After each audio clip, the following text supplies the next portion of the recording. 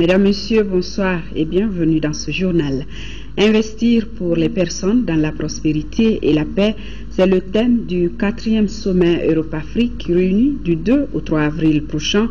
90 délégations à Bruxelles. Il définira la coopération pour les années à venir avant de faire le bilan des années antérieures. Le président de la République est déjà dans la capitale belge. Voyons les enjeux de cette rencontre avec nos envoyés spéciaux Ibrahim Traoré et Ibrahima Koulibaly. Le 4e sommet Union européenne-Afrique portera essentiellement sur l'approfondissement de la coopération autour de 3 axes identifiés dans le thème retenu, à savoir les personnes, la prospérité et la paix. Les dirigeants des 2 continents devraient réfléchir aux moyens de promouvoir le capital humain par l'éducation et la formation, surtout des femmes et des jeunes. Une croissance durable et inclusive sera également à l'ordre du jour, et en particulier l'encouragement aux investissements afin de créer l'emploi, notamment pour les jeunes. Enfin, il y a la paix, préalable au développement humain et à la sécurité des personnes.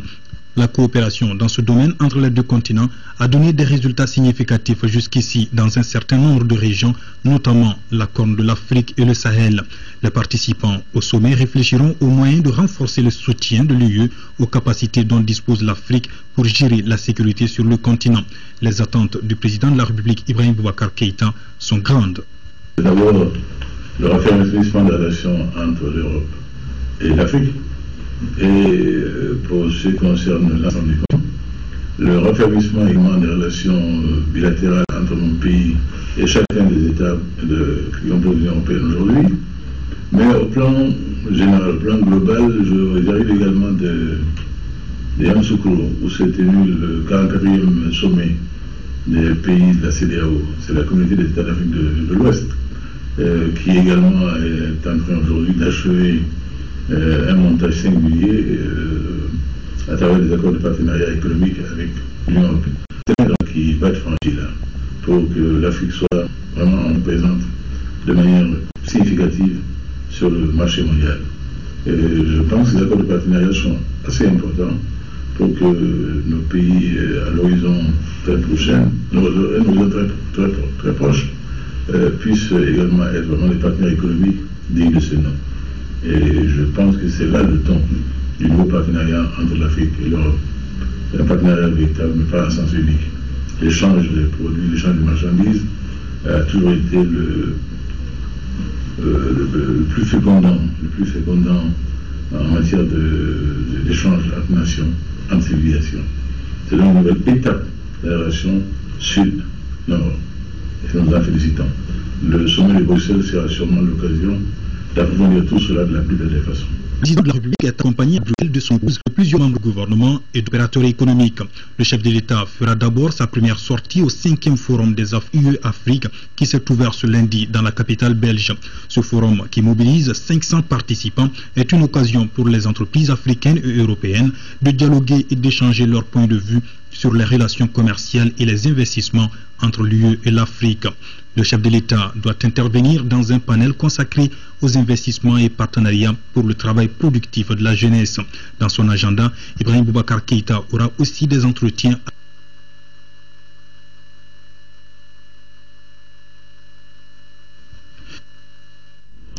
à Bruxelles cet après-midi, Ibrahim Boubacar Keïta a magnifié la coopération entre le Mali et l'Union européenne. Le président de la République est revenu sur les domaines d'intervention de l'Union européenne dans notre pays.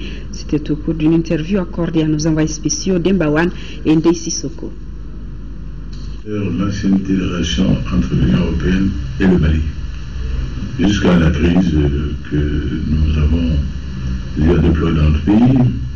Nous avons vu encore l'Union européenne à nos côtés, constante dans la solidarité, et mobilisant ses ressources humaines et ses ressources financières pour permettre au Mali de résoudre cette crise-là. D'abord, de faire en sorte que les prétentions djihadistes qui étaient de domination du Mali, et pas seulement du Mali, mais à travers le Mali qui avait des visées mondiales, que ces prétentions soient vaines. Là également, l'Union européenne a joué tout son rôle auprès de nous. Les différents États européens se sont ajoutés à la France qui a eu l'initiative de la première intervention qu'elle a stoppée des djihadistes au port de Kona. De ce temps donc à aujourd'hui, nous pouvons nous féliciter de l'appui européen aujourd'hui dans la stabilisation du Mali. Très important le rôle que l'Union européenne joue au Mali aujourd'hui. Parce que, vous savez, nous sommes dans un temps de stabilisation et de refondation en même temps. De stabilisation parce que la sécurité reste très précaire. Et vous le savez, dans le nord du Mali, dans l'extrême nord du Mali, notamment dans le nord-est du côté libyen, il y a encore des frémissements qui ne sont pas pour rassurer. Et tout cela requiert donc une grande vigilance. Il y a donc aujourd'hui une armée en reconstruction. Il le fallait pour que l'État malien ait les moyens de défendre sa souveraineté et son intégrité territoriale. C'est que le rôle dévolu aux forces armées nationales dans tout pays. Mais cela, pour faire cela, il faut donc rebâtir une armée moderne, une armée républicaine, une armée imprégnée de valeurs de démocratie et également des valeurs des droits de l'homme.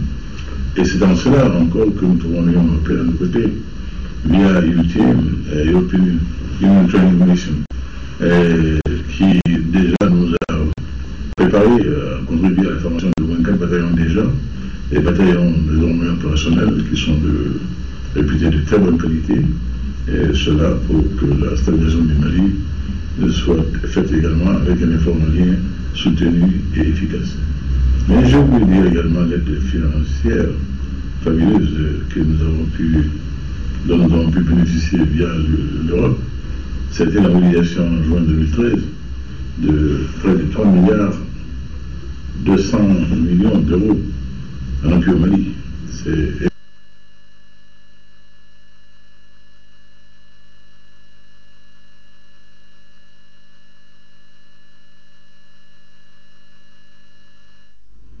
Et le ministre des Affaires étrangères et de la coopération internationale qui est arrivé ce jour à Bruxelles où il prendra part aux travaux de la réunion ministérielle préparatoire de la 4e conférence au sommet entre l'Union européenne et l'Afrique dont le thème, je vous le rappelle, est investir dans les personnes pour la prospérité et la paix. Cette conférence constitue un cadre approprié de dialogue politique au plus haut niveau et pour l'adoption de nouvelles initiatives communes dans le cadre du partenariat Union européenne-Afrique.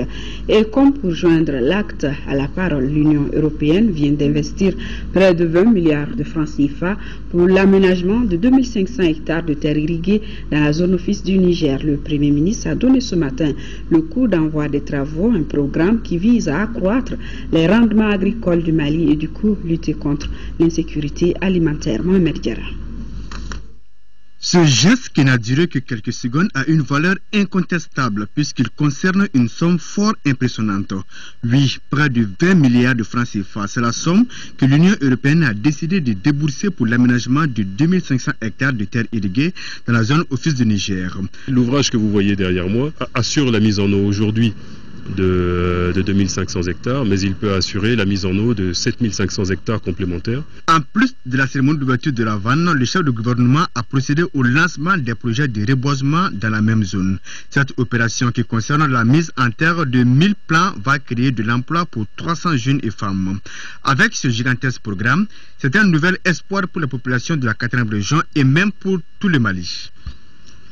Cette 3e intervention de 2500 hectares de l'Union européenne va porter le niveau des aménagements à 110 000 hectares. 110 000 hectares sur un potentiel de 960 000 hectares. Et cela fait 14% du potentiel aménageable. Nous, bénéficiaires de cette parcelle, nous prenons l'engagement d'en faire un bon usage et faire profiter les autres populations pour la commercialisation de nos surplus de production. Avec ces terres, ce sont 2256 familles qui verront leur propriété foncière augmenter. C'est la raison pour laquelle les populations de la commune rurale de Pogo, par la voix du maire, ont réitéré leur remerciement à l'Union européenne. L'Union européenne, en 3 décennies, a aménagé plus de 5000 hectares de périmètres irrigués et elle ne compte pas s'arrêter en si bon chemin. Ce nouveau périmètre demande une gestion méticuleuse. C'est pour cela que nous avons mis en place des assistances techniques auprès de l'Office du Niger pour l'appuyer dans ses missions principales c'est-à-dire la gestion de l'eau et la maintenance de ses aménagements. Les progrès sont considérables, mais les défis auxquels l'Office du Niger va faire face restent nombreux. La réussite de ce programme permet de créer des entreprises agricoles. Je le répète encore une fois, des entreprises familiales. Et c'est ce à quoi travaille le gouvernement du Mali. De grandes possibilités d'aménagement existent encore et des efforts considérables à déployer afin d'arriver à aménager les 350 000 hectares à l'horizon 2020. Pour le Premier ministre, il s'agit à travers de tels programmes de faire du Mali un pays exportateur de riz et d'autres produits maraîchers. Le problème de l'Office du Niger, comme vous le savez certainement, c'est qu'il y a à peu près 55 000 exploitations pour 110 000 hectares, ce qui signifie qu'une exploitation...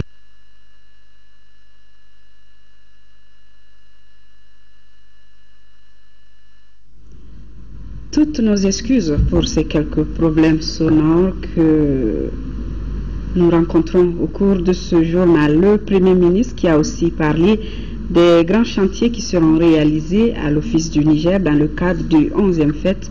Vous l'entendrez certainement au cours de cette édition.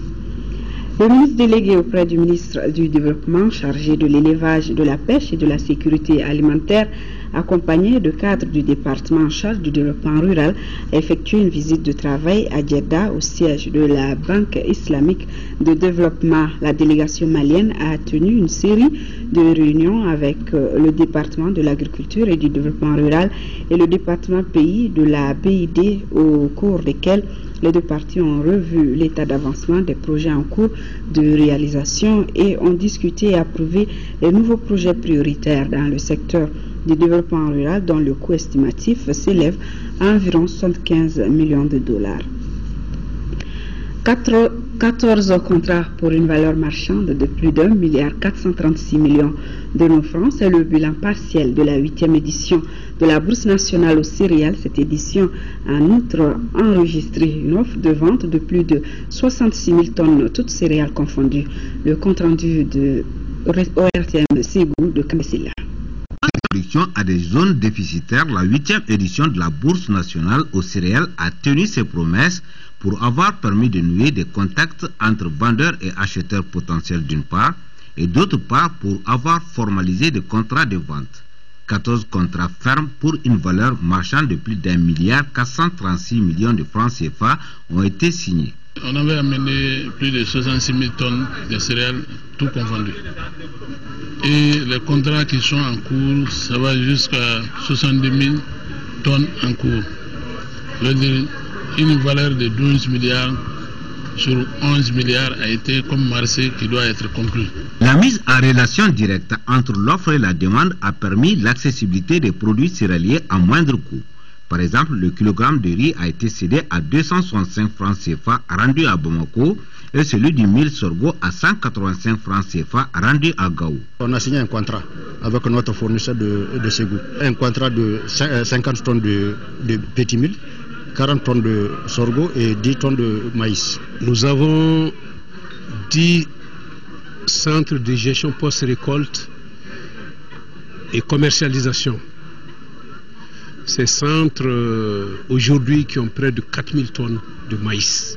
L'intérêt de la bourse, c'est de mettre en relation les producteurs et les acheteurs. Et je crois que par rapport à ça, nos attentes sont comblées. Cette initiative de l'APECAM, Amassa Afrique Verte et de leurs partenaires comme Sasakawa Global, le projet Chaîne de valeur céréalier CVC et le projet Village du millénaire a été beaucoup salué par les intervenants de la cérémonie de clôture. Une initiative qui doit être pérennisée pour peu que les consommateurs maliens en ressentent les effets. À Tombouctou, la MINUSMA s'engage à former les agents de sécurité. Ainsi, la police, la gendarmerie et la garde nationale viennent de bénéficier d'une formation théorique et pratique en gestion technique et professionnelle en intervention. L'objectif de cette formation est de renforcer leur capacité opérationnelle. Le compte-rendu depuis Tombouctou de Adama Djimde.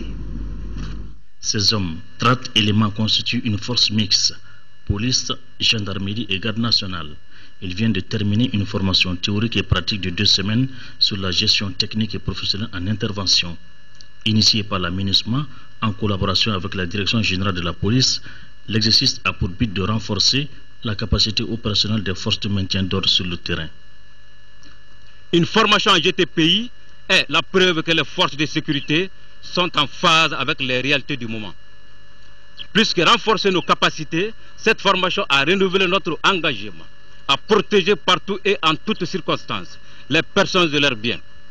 30 fonctionnaires des services de sécurité ont suivi un programme rigoureux en intervention avec des formateurs de la MINUSMA et 2 formateurs de la police nationale. Nous félicitons les impétrants, mais aussi et surtout, nous leur rappelons devant ce prétoire la mission que nous leur avons confiée, être les porte-flambeaux auprès de leurs collègues qui, pour une raison ou une autre, n'ont pas pu participer à la session qui vient de s'achever. À l'issue de cette session, ces agents sont désormais aguerris en intervention rapide avec professionnalisme. Ils ont appris à mieux maîtriser les individus suspects, à monter et à démonter les armes. Le gouverneur de région, tout comme le directeur de la police, ont félicité la MINUSMA et encouragé les forces de sécurité. La ville de Kati sera bientôt une zone portuaire. Le directeur des douanes a procédé aujourd'hui à la pose de la première pierre de l'infrastructure. Les travaux de construction coûteront 1,560 milliard de francs CFA. Son capital est reparti entre le groupe Bolloré, le conseil des chargeurs et transporteurs maliens et la chambre de commerce et d'industrie du Mali. Mariam Sagara. La présence de ce port sec à Kati va permettre un développement socio-économique très important pour la population. La ville de Kati prend ainsi un nouveau souffle. Le chômage consommé à hauteur de souhait et le désordre terminé sur la route numéro 3. La construction du port sec de Kati s'inscrit dans la politique de désenclavement extérieur et intérieur prônée par les plus hautes autorités de ce pays. Ce projet, dans sa phase première, mobilisera un investissement de 1,563,801,480 francs CFA. Et en fonction de l'évolution du trafic et des orientations de l'administration douanière, pourra être remodelé. Nous retiendrons particulièrement les retombées directes et indirectes pour la ville historique de Kati. Un bel espoir pour le maire de la commune qui accueille ce projet très enthousiaste. La ville, selon lui, sera désenclavée et changera de visage. Cette zone portuaire partenariat public-privé renforce la capacité des opérations douanières et donnera une visibilité aux échanges commerciaux internes et externes.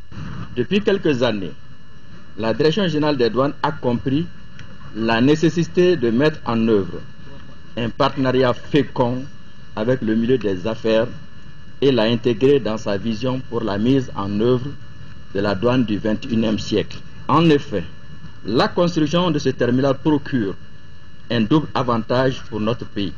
Elle permettra de sécuriser les recettes douanières en autant qu'elle offrira aux agents des douanes un cadre propice de travail de contrôle des opérations d'importation et d'exportation. Elle permettra aussi à notre pays de développer ses capacités de stockage de produits et conséquemment de rendre fluide le trafic des marchandises avec le port de Dakar. Les responsables des ports secs au Mali entendent commencer au plus tôt les travaux de construction qui s'élèvent à plus d'1 milliard. Il contribuera à décongestionner les ports maritimes où sont stockées les marchandises maliennes pendant longtemps. Premier conseil d'administration de la Société Énergie du Mali et des MESA après la crise sociopolitique. Le projet de budget d'exploitation prévoit 178 milliards de francs CFA en produits et 179 milliards en charges pour couvrir la période de pointe. Et des MESA prolonge la durée du contrat de location de la centrale APR à Dakar jusqu'en juillet prochain. En plus de cela, la société a obtenu une capacité supplémentaire de 15 MW avec la Côte d'Ivoire. Moïse Traoré pour les détails. Premier conseil d'administration de la Société Énergie du Mali et des MSA après la crise sociopolitique.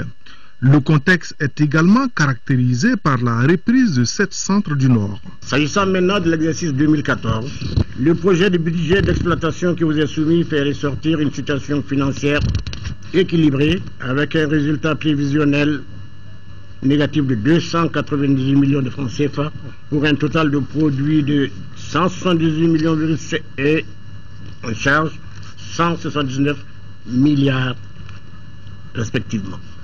Ce résultat tient compte de quelques éléments importants, notamment une subvention de l'État à hauteur de 30 milliards et la mobilisation d'une partie de la subvention à nous accordée par la CEDEAO, soit 15 millions sur un total de subvention de 27 milliards. Le budget d'investissement est évalué à plus de 113 milliards. Aux administrateurs, il est soumis un bilan prévisionnel au 31 décembre 2014 avec un total en actifs et passifs de 257 milliards. Le présent budget a été conçu en tenant compte de certains facteurs. L'extension de la durée du contrat de location de la centrale APR à Dakar jusqu'en juillet 2014 pour couvrir la pointe. L'obtention d'une capacité supplémentaire de 15 MW avec la Côte d'Ivoire, amenant ainsi la puissance totale importée de ce pays à 45 MW. Le capital de la société est détenu à 66% par l'État malien et à 34% par IPS du groupe Agacan. Les nouveaux managers d'EDM SA ont été nommés en décembre dernier. Le directeur général est Doro Berté. 6e session du Conseil d'administration du Centre national des ressources de l'éducation non formelle. Les recommandations de la session permettront d'accélérer l'atteinte des objectifs de l'éducation pour tous et du millénaire pour le développement. Mamouro Sidibé. L'ouverture de cette 6e session du Conseil d'administration du Centre national des ressources de l'éducation non formelle est l'occasion pour son directeur général de jeter un regard rétrospectif sur le parcours de sa structure. En 2011, nous n'avons pu mobiliser que 720 millions et nous n'avons formé que 28 000. Aujourd'hui, le centre mobilise plus de 2 milliards de nos francs pour le financement du programme vigoureux et forme 3150 animateurs et animatrices et qui n'était qu'au nombre bien de 700 en 2011 tout près. Et aujourd'hui, nous produisons 700 000 livrets, dont 450 000 distribués dans les centres. En plus de ces grands pas franchis par le centre, le ministre ambitionne de multiplier les efforts en faveur du sous-secteur du non formel. Il s'agira à partir de la campagne 2015-2016 de porter de 94 500 à 231 050 le nombre de personnes âgées de plus de 15 ans à alphabétiser annuellement. Cette disposition permettra de réajuster, selon le ministre, les quotas à allouer aux différentes académies d'enseignement, de façon à absorber progressivement le retard accumulé par les régions du Nord pendant la crise. Le ministre de la Défense et des anciens combattants a présidé ce matin une cérémonie de décoration d'officiers maliens et français. Soumaïlou Boubeye Mega s'est ensuite rendu au camp de Kati pour y visiter les centres d'instruction théorique et pratique. Mahamadou Doumbia. Au cours de cette cérémonie spéciale organisée dans l'enceinte du ministère de la Défense et des anciens combattants, le général Bruno Guilbert a décoré 2 officiers des forces armées et de sécurité du Mali avec la médaille européenne pour la politique de défense et de sécurité commune. Il s'agit du général Yacouba Sidibé, secrétaire général du ministère de la Défense et des anciens combattants, et du colonel-major Ibrahima Fane, chef d'état-major de l'armée de terre. Côté forces armées de l'Union européenne, 2 officiers ont reçu la médaille de l'Ordre national du Mali. 9 autres officiers ont été décorés chevaliers de l'Ordre national du Mali. Et 12 autres officiers et sous-officiers ont reçu la médaille étoile d'argent du mérite national avec effigie Lion debout au nom du président de la République, Ibrahim Boubacar Keïta. Je suis particulièrement heureux et fier du résultat et du travail qui a été effectué ces dernières semaines et ces derniers mois avec l'armée malienne dans ce sens. Ces séries de décorations d'officiers et sous-officiers de l'Union européenne sont le signe de l'excellence des rapports de collaboration militaire entre le Mali, la France, l'Espagne, la Pologne et l'Italie. Non, je crois que c'était toujours, nous avons 4 bataillons qui ont été formés, 4 GTIA qui ont été formés. Et je crois que c'est l'une des missions les plus réussies au niveau de l'Union européenne. La deuxième étape de cette cérémonie a conduit le ministre de la Défense et des anciens combattants au 36e régiment d'artillerie à Kati, là où les soldats suivent des séries de formations théoriques et pratiques pour l'obtention du certificat d'aptitude CAT1 et CAT2 et le brevet d'armes BA1 et BA2, sans oublier le centre d'instruction de transmission, la polyclinique inaugurée en 2010, la direction centrale des services de santé des armées. Actuellement, nous avons 4000 et quelques éléments dans les formations pour les certificats d'aptitude technique et puis pour les brevets d'armes. Il y a une seconde vague de la même importance qui va prendre le relais après. Et au niveau des certificats interarmes, on a 2300 et quelques qui attendent, qui vont aussi entrer en 2 vagues à partir de juin. Donc c'est de l'ampleur des formations. Autant nous veillons à constituer les capacités opérationnelles, autant nous veillons à reconstituer les forces morales de nos troupes, parce que sans les forces morales, quel que soit le niveau d'équipement, nous ne pourrions pas atteindre nos objectifs. En fin de cérémonie, le ministre n'a pas oublié de voir le matériel logistique composé de citernes, de camions et autres véhicules tout-terrain achetés grâce au soutien financier apporté par les populations pour nos forces armées de sécurité durant la période de crise. Pose de la première pierre d'une école de 3 classes pour le village de Sikoro. La réalisation va coûter plus de 23 millions de francs CFA, financée par un député élu à Ouéléssébougou, Adama Koulibaly.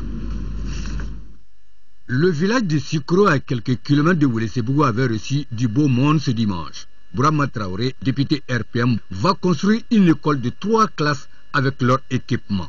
Coût de réalisation, 23 500 000 francs CFA. Nous avons aussi étudié dans des salles de classe construites par l'État, aux frais des contribuables maliens. Quand j'ai eu la chance d'avoir un peu de moyens, par-ci par-là, je dois rendre la monnaie à ce brave peuple et à ce brave paysans qui sont là dans les coins reculés. Plusieurs députés de l'Assemblée nationale et des personnalités avaient fait le déplacement à Sikoro pour saluer l'acte de patriotisme de M. Traoré, mais aussi demander aux Maliens de se donner la main pour le développement. Et à l'effort qu'il est en train de faire, imaginez-vous, 28 salles de classe, de 2001 à 2013, 28 salles de classe, à près de 177 millions, et encore avec d'autres efforts, il doit être accompagné. Population de Djotoumou, moi je crois que Dieu, Allah le Tout-Puissant, à chaque fois que les peuples connaissent des problèmes, il leur désigne des hommes pour les sauver. C'est comme ça que Allah nous a choisi des hommes pour sauver le Mali, parce que le Mali avait énormément de problèmes. Conférence de presse du parti FASOCO, c'était pour informer l'opinion nationale de son adhésion à l'opposition, signalé Soufiakité. Les responsables du Parti pour la restauration des valeurs du Mali, PRVM FASOCO, ont voulu cette conférence de presse pour expliquer aux journalistes leur positionnement sur l'échiquier politique national. On voudrait faire un point de presse pour que tout le monde sache que nous sommes dans l'opposition, nous sommes de l'opposition.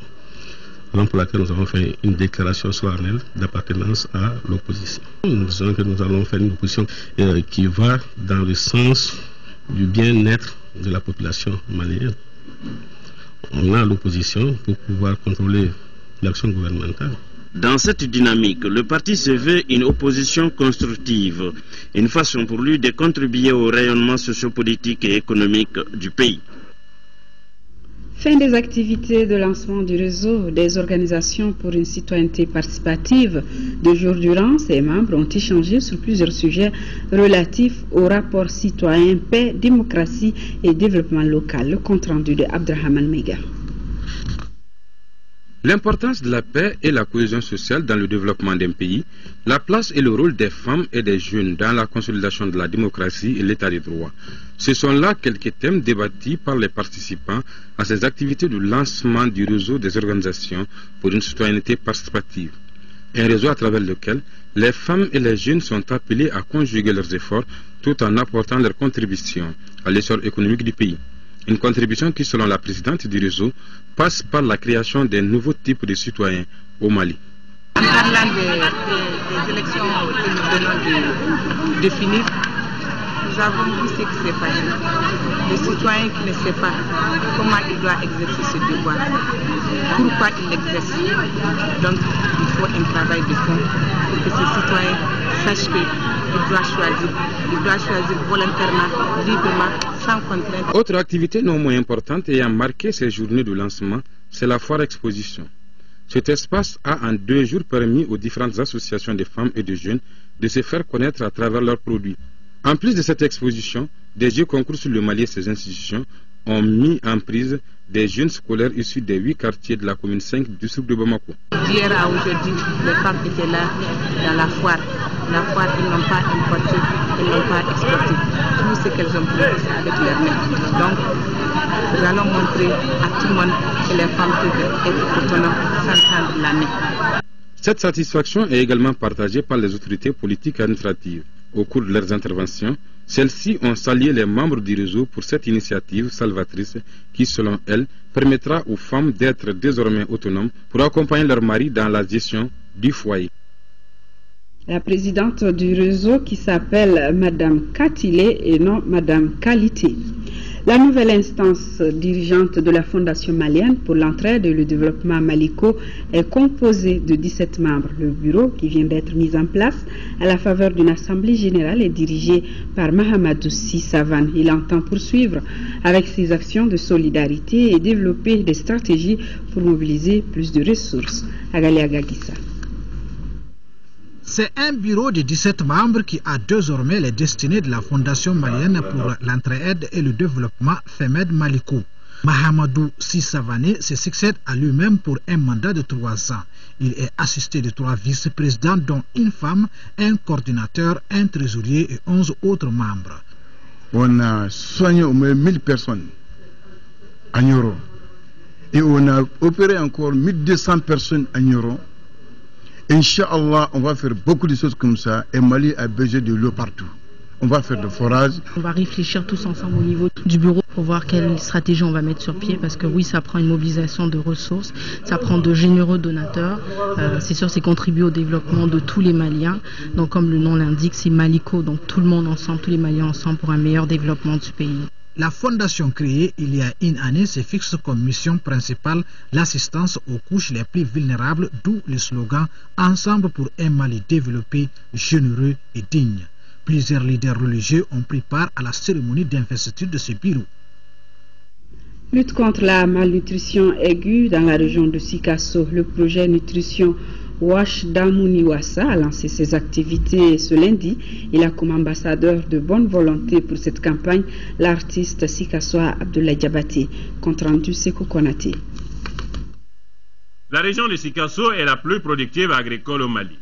Et c'est encore dans cette région que l'on enregistre le taux le plus élevé de malnutrition aiguë chez les enfants, à savoir 45,2%. Un véritable paradoxe de l'abondance. Et c'est bien pour corriger ce paradoxe qu'est lancé ce projet Nutrition Wash Damuniwasa, financé par l'USAID. Le Mali a été choisi par le gouvernement américain comme pays de concentration de ces nouvelles initiatives, comme l'initiative globale pour la santé et l'initiative Nourrir l'avenir, en plaçant la nutrition au rang de priorité de haute importance.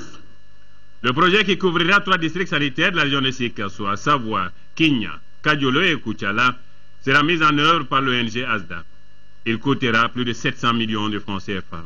On mettra un accent sur l'approche intégrée. L'approche intégrée avec la pleine participation des communautés. Ils ne sont pas des bénéficiaires passifs, mais ils sont acteurs aussi de ces questions qu'on va aborder avec eux sur l'agenda de la nutrition et de l'eau, hygiène, assainissement. Une démarche qui sera soutenue par l'artiste musicien Abdoulaye Diabaté, investi ambassadeur de bonne volonté. J'accepte avec la plus grande humilité mes nouvelles charges d'ambassadeur. Certes, les défis sont énormes, mais je demeure convaincu qu'ensemble, nous serons les lever. Je voudrais saisir l'occasion solennelle pour formuler nos plus vifs remerciements et exprimer notre profonde gratitude à tous nos partenaires et singulièrement à l'USAID pour la constance de son appui inexpugnable à nos côtés. Le projet s'étendra sur 3 ans et permettra sans doute de promouvoir les pratiques optimales de nutrition et d'hygiène pour améliorer le statut nutritionnel des femmes et enfants de moins de 2 ans. Célébration de la journée du 8 mars dédiée à la femme par l'association Soro et ses partenaires. La cérémonie s'est déroulée à Kita. Elle a été marquée par des gestes de citoyenneté, notamment la remise d'extraits d'actes de naissance, de cartes d'identité nationale à des femmes de la localité Sokonakamisoko. Les femmes de Kita, plus précisément les bénéficiaires du projet dénommé Projet Droit de la Femme, sécurisation des fonds et scolarisation des enfants, ont répondu massivement à l'appel de l'association Soro, l'initiatrice de ce projet. Il s'agit pour les responsables de cette association de faire le bilan des réalisations tout en dégageant les perspectives pour les années à venir. Le projet DSS est mis en œuvre dans 13 villages des 2 communes rurales du cercle de Kita, notamment les communes de Badja et de Kita Ouest. De juillet 2013 à nos jours, les résultats suivants ont été obtenus. 16 élèves dont 9 filles et 7 garçons sont pris en charge pour leur permettre de passer une année scolaire normale. 458 personnes, dont 416 femmes et 42 hommes, prennent activement part aux conversations techniques d'apprentissage sur la citoyenneté, droits des femmes et des enfants. Les activités de l'association cadrent bien avec la vision des partenaires financiers que sont Oxfam et Diaconia. Quand on parle de femmes surtout, on parle, je pense, de la famille, on parle de toute la société. Et la question des droits des femmes est au cœur du travail que nous faisons. C'est pour cela que nous sommes engagés en tant qu'Oxfam avec nos partenaires. Diaconia, dans sa stratégie d'intervention au Mali, a choisi la lutte contre les inégalités de genre comme l'une des thématiques clés de ces interventions. Les autorités de Kita souhaitent que l'association étende ses activités dans les autres localités du cercle. L'un des temps forts de cette journée a été la célébration du mariage civil de 7 vieux couples. On note aussi la remise d'extraits dates de naissance, des cartes d'identité nationale, des téléphones et puces aux femmes de la localité. Paix et réconciliation nationale au Mali, c'est le thème de la 3e édition du festival de Séléngué Urban Music and Mode qui vient de s'achever. Ce rassemblement culturel, initiative de Mali Art and Promotion et ses partenaires, a enregistré plusieurs innovations. Retour sur un week-end d'ambiance à Séléngué avec nos envoyés spéciaux Moussa Tidjani Kanté, Alou Bekone et Moudi Bossoiré. Vendredi 28 mars 2014, la nuit habituellement calme de Séléngué cédait la place à l'ambiance survoltée du festival Urban Music and Mode, de la lumière et des décibels. Pour le lancement de sa 3e édition, cette manifestation culturelle avait choisi les berges du lac artificiel de cette localité de la commune de Baya. Nous sommes à quelques 150 km de Bamako. Au rendez-vous, plusieurs milliers de festivaliers, tout style, tout âge, et sur le podium, des artistes musiciens de générations différentes, de genres variés, une belle brochette de comédiens, une sélection bien pensée de stylistes, créateurs et autres modélistes. Et c'était donc parti pour 3 jours d'ambiance non-stop, de jour comme de nuit. Il y avait ceux qui berçaient avec leurs mélodies et ceux qui amusaient la galerie.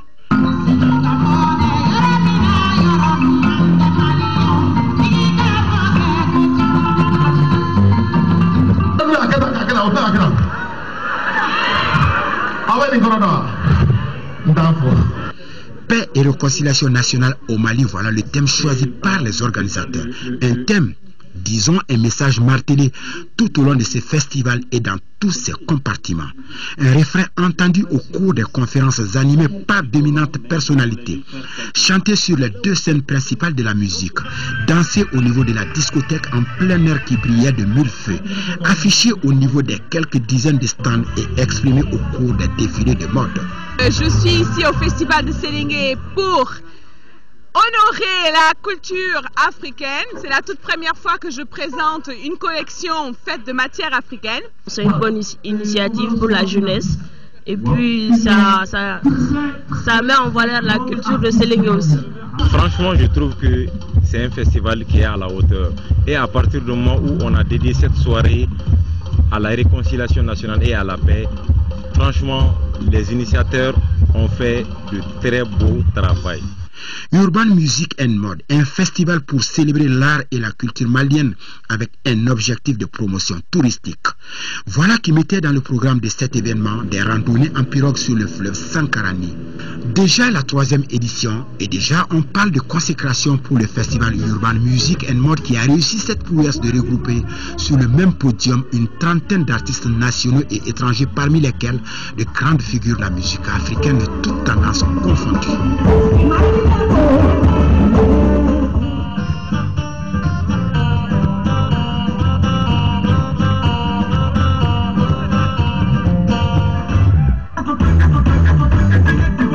C'était ma première fois de participer au festival. Vraiment, je suis très contente et je demande aux organisateurs de festival que ça continue. Si on a une plateforme comme ça où on peut parler directement avec notre public, les sensibiliser par rapport à la paix, à la réconciliation, ça nous fait chaud au cœur.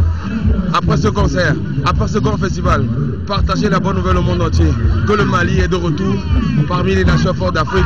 Nous irons le dire, que le Mali est un pays stable. Parce que de l'autre côté, là-bas, en Occident, on pense que quand on parle du Mali ou on parle de l'Afrique, généralement, on pense toujours aux coups de feu, aux maladies, on pense aux épidémies. Non, c'est pas ça. En Afrique, il y a la joie. Ou bien il y a la joie en Afrique ou pas? Moi, j'ai pas beaucoup de mots. Que Dieu bénisse le Mali. Alors, on était venu de partout pour vibrer avec Sélingué au rythme du festival et apparemment, les festivaliers ont dû être bien servis. Ça, Sélingué, voilà, le public est bien, les gens sont cool, quoi. Et on s'amuse pas mal. Là, autant on s'amuse, quoi. Un pas gagné pour l'organisatrice, l'agence Mali Art et Promotion et ses partenaires qui promettent une édition encore plus captivante pour le prochain cap de Urban Music and Mode. Ce sera en 2015.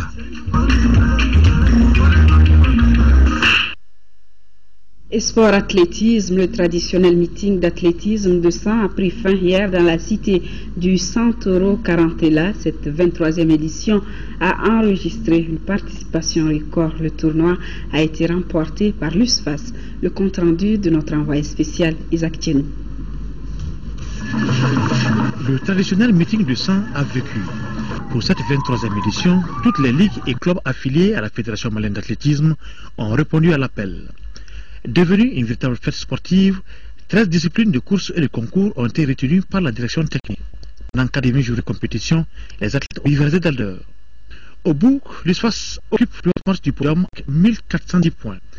Les militaires sont suivis du Stade de Bamako qui a obtenu 1327 points. La police bouclier tiercé avec 1249 points.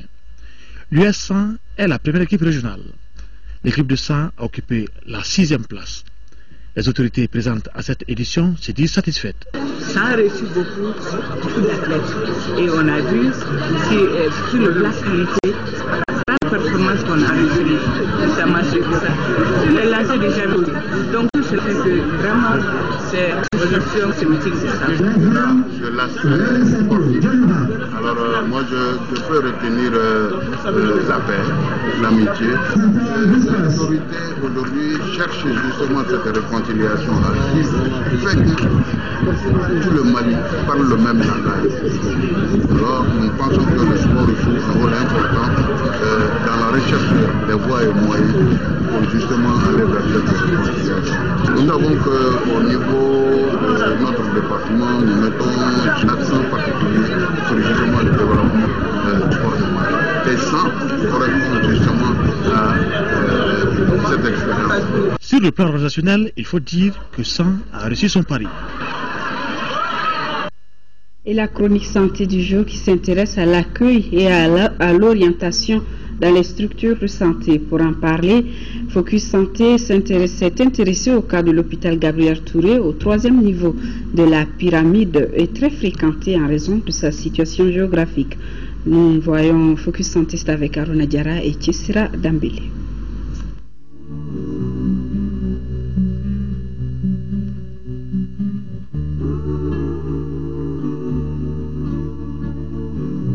Il y a un jeune qui a donné l'ordonnance pour une structure à 55 000 francs À l'entrée de l'hôpital Gabriel Touré de Bamako, les altercations entre usagers et vigiles ne manquent pas. Lieu de rencontre de personnes stressées et d'agents cherchant à respecter des consignes, c'est pourtant le point de départ de l'accueil et de l'orientation dans ce centre hospitalier de 3e niveau, centre très fréquenté et qui se bat pour assurer des soins de qualité et sauvegarder sa réputation. Où doit aller le patient une fois dans ce centre? Comment est-il accueilli? Comment a-t-il passé son séjour? Tout est lié à l'accueil et à l'orientation. C'est un élément qui rentre dans la production des soins. C'est un maillon essentiel pour la réussite des soins qui sont prodigués aux patients. C'est un processus qui va de l'entrée du malade à sa circulation au sein de l'hôpital jusqu'à sa sortie de l'hôpital. C'est donc l'ensemble des activités menées avant, pendant et après la visite du patient et de l'accompagnateur afin qu'ils obtiennent le confort dans le processus de production des soins. Selon les spécialistes, l'accueil est très important dans la prise en charge des patients. Un visiteur satisfait inviterait 4 personnes de son entourage à se rendre dans le même centre, alors qu'un visiteur mécontent en dissuaderait 10. L'accueil est une question centrale dans la prise en charge des patients.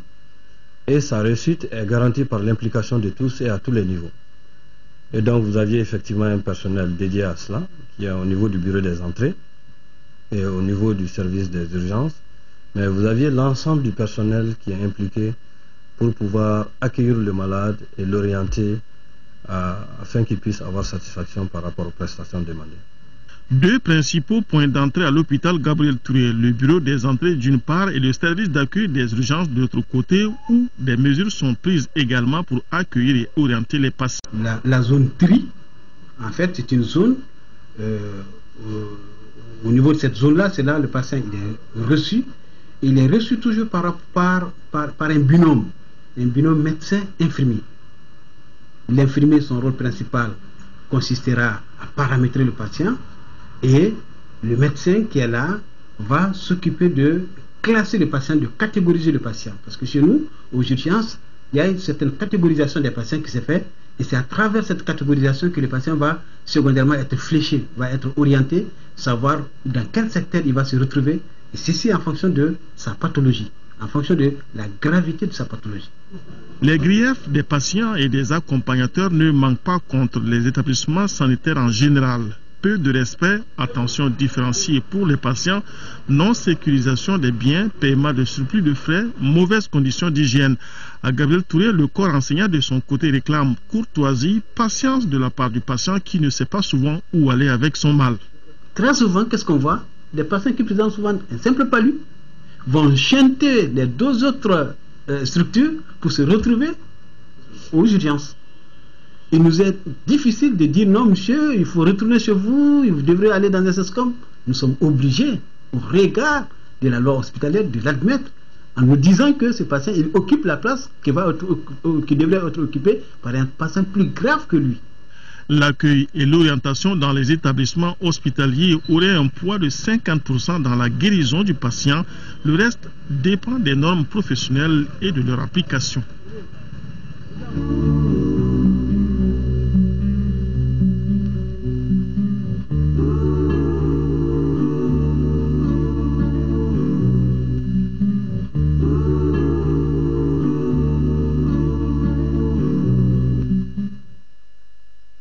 C'est la fin de cette édition. Merci de l'avoir suivi. Demain, 10h-13h, vous seront présentés par Mohamed Touré. Je vous retrouve, s'il plaît, à Dieu pour les éditions du soir.